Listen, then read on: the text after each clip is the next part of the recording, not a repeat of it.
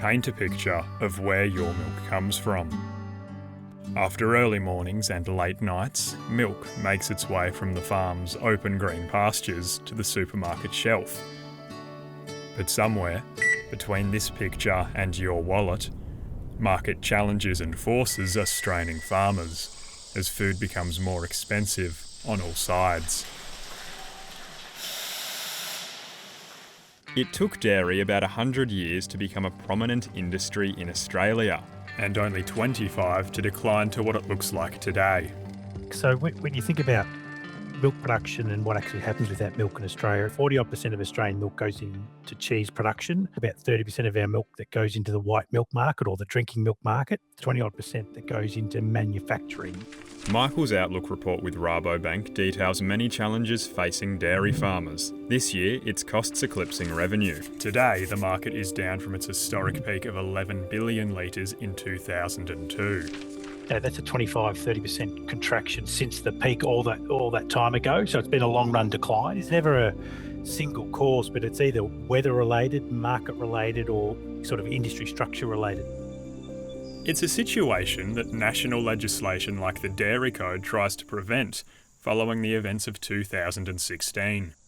Our government is working to deliver the mandatory Dairy Code of Conduct to help protect farmers against egregious conduct from processors, to improve transparency in the industry and set enforceable minimum standards of conduct for business practices between farmers and processors. We have received broad support from industry right across the country. Across all states. What the Dairy Code tried to do was around reallocation of risk. So taking a lot of the market risk out of the farm gate, putting it into the processing sector. So what that does is give farmers guaranteed minimum prices well in advance of the season starting, which gives them some security around being able to manage cash flow. This year, prices might not meet costs. We are going into a season where cost of productions are still very elevated because fuel and diesel and fertiliser prices are higher, interest rates are moving higher, so there's higher cost of production on farm. So it does point to a season where margins are going to come under a little bit of pressure for dairy farmers in most regions around Australia.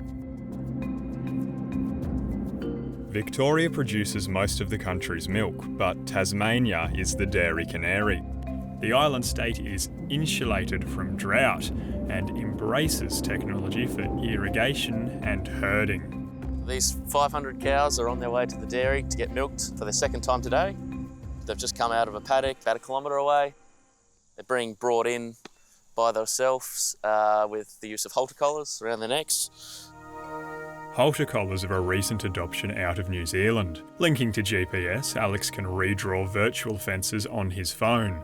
Cows are then guided through noise, vibration and, where needed, electric shocks. 27 minutes ago, they got let out of the paddock. Now they're on their way to the dairy.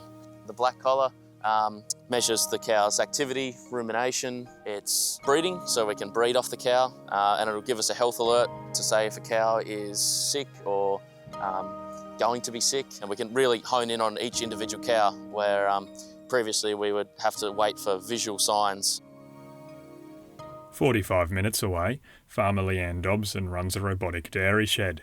The technology softens the early mornings and late nights.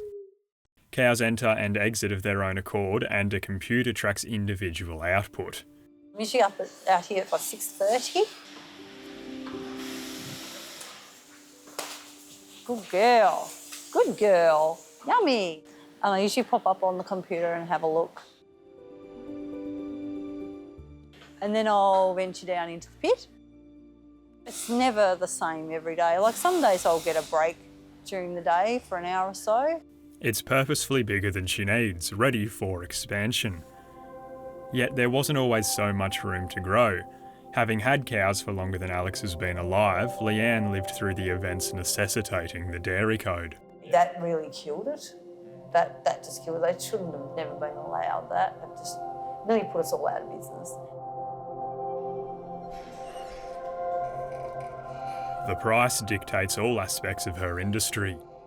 When the Murray-Goulburn cooperative crashed, Leanne's planned exit was ruined because no one was making enough to buy. The Murray-Goulburn thing curd and the bottom just fell out of the dairy industry, and we just couldn't, there was no demand to buy any cows at all. And so we just had to keep milking. For farmers around the state, no matter how many hours you put in, spending money is not a linear scale with making money. The ongoing conflict in the Middle East has seen prices skyrocket for diesel and the fertiliser urea, both of which are essential for dairying. We can't operate without fuel. We just got to coast along with it. People whinge about the price of, meat, vegetables, milk. They've got nothing to complain about. Groups like Tas Farmers would like to see better prices paid to farmers. I'll explain later, just get it organised. Anything that has plastic is looking at going up around 30%. We know that our fertilisers double the cost at the moment. People need to pass that cost on to us. Urea is obviously a big part of what we do here. It's a big cost. Urea and its artificial nitrogen goes into the grass, which feeds the cows. Though grass isn't what Tasmania is renowned for. Biosecurity is. The Bass Strait might keep diseases out, but it can't keep cheap imports from arriving.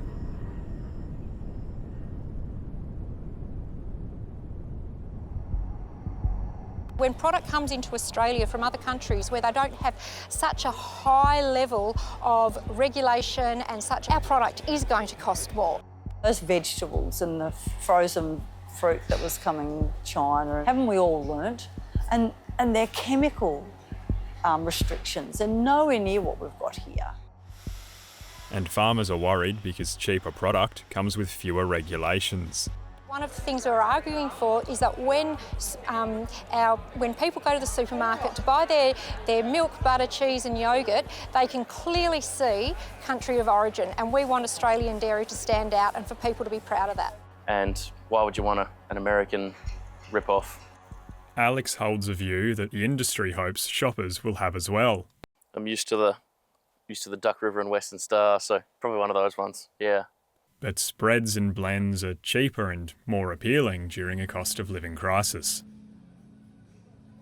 Yeah, consumers often are searching for a value offering, and often, imported butter or butter blends are what they're looking for. Every time we choose one of those products on the shelf, we're displacing an Australian product. And once we lose the Australian product from the supply chain, it's very hard to get it back. Australia and New Zealand are the two least subsidised farming countries in the world, unlike, England and Ireland, where they're heavily subsidised, told what cows they need to milk. There are some subsidies in the Northern Hemisphere which give them a stronger footing. Back home, Woolworths increasing the price of their own home brand dairy is an indication of things to come. What you are seeing, and what you have seen in the last couple of weeks, is they have lifted the retail price of private label milk first to reflect the higher cost in the dairy supply chain. We think branded products will follow. It is a little bit disappointing when we see the middleman getting that. It's just greed. The supermarkets are driven by greed, especially the big two. We have a retailer, Coles, that own assets in the dairy supply chain. They've got good market power. They've got control over the supply chain. They can move the dial a lot quicker. Australian farmers being beaten out by markets with government support leaves some questioning what can be done by Australian governments. There's some short-term stuff that the government can do. You can't ignore that supply risk for all Australian ag is still there around access to diesel and fertiliser, not just price, but you don't want to see any sort of supply shocks either. Well, this is a great day. It's a great day to be at AgFest. AgFest is the state's premier field day. It's a chance to show off new mascots, policy and equipment. It's all very well and good to say that dairy is our biggest agricultural pursuit, but they didn't get there overnight. They didn't get there by themselves. We've always stood by a dairy industry. If we don't invest in that, if we don't have skin in that as a government, we're mucks. Like other primary producers, dairy farmers are eligible for rebates on GST and diesel, but this is typically the furthest you can follow any federal money. Look, it's always a case of both. The dairy sector is a vital part of our economy, especially of our rural economy. The federal government has a responsibility in trade and other negotiations to try to open as many gates as possible for the dairy sector. What we're doing is making sure that we can shield Australian farmers as much as possible from what is the conflict in the Middle East that's impacting globally, but also here at home. And you've seen us do that in terms of securing supplies of diesel and fertiliser. Well, we hope. We sort of haven't got the details of that yet, the final details. Reducing the excise, well, that didn't really do a hell of a lot because we get that anyway with the diesel fuel tax rebate. I suppose we've just got to stay tuned. The other thing that the federal government's doing is we're working on a food security strategy, which is working from the inputs to production, the farming, the food system, all the way to the end consumer, about making sure that Australians have access to food in an affordable way. Farmers want that affordable food to be local. We're not asking consumers to shop expensively, we're just asking consumers to make deliberate choices. As Australian dairy farmers, we just need to be able to make a good product, sell a good product, fresh as it gets. Year in, year out, the people in our own backyard should be able to support us. People go out and buy a coffee or whatever, have one less a week to be able to buy the Australian product and support our own people. And we may not have as many, people committing suicides on farms if we could just get them being paid a little bit better. The ones really having to do it tough.